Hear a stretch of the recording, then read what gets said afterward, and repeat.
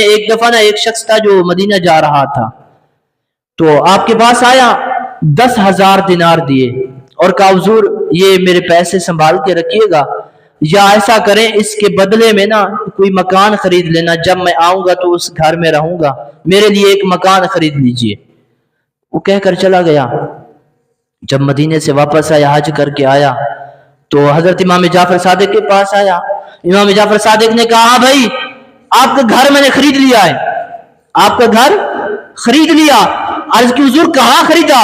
کہا جنت میں خریدا۔ کہاں خریدا؟ جنت میں۔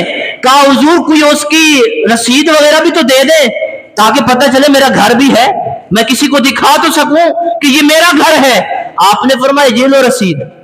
آپ نے رسید دے دی، کہ کہا کہ یہ جنت کے گھر کی رسید ہے۔ اب ہوا یہ چند دن گزرے، وہ شخص بیمار ہو گیا، آخری وقت تھا جب اس نے وصیت کی کہ جب میں مر جاؤں تو یہ رسید میرے کفن کے ساتھ رکھ دینا۔ اس کا عقیدہ بھی تو دیکھو کہ اہل بیت کے ایک سید زادے نے کہہ دیا تو سچ کہہ دیا، وہ بڑے خوشی سے چلا گیا گھر، اور وہ وصیت جب وہ بندہ فوت ہوا تو اس کے کفن کے ساتھ رکھ دی گئی۔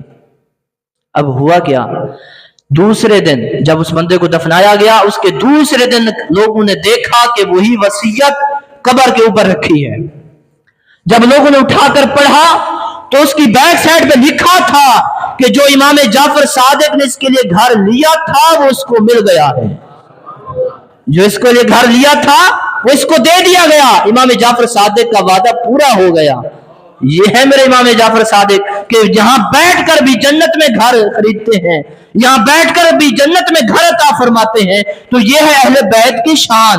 تو پھر ان کے نانا کی شان کا عالم کیا ہوگا؟ تو یہ تو ان کے آل کی شان ہے، تو پھر اس آقا کی شان کا عالم کیا ہوگا؟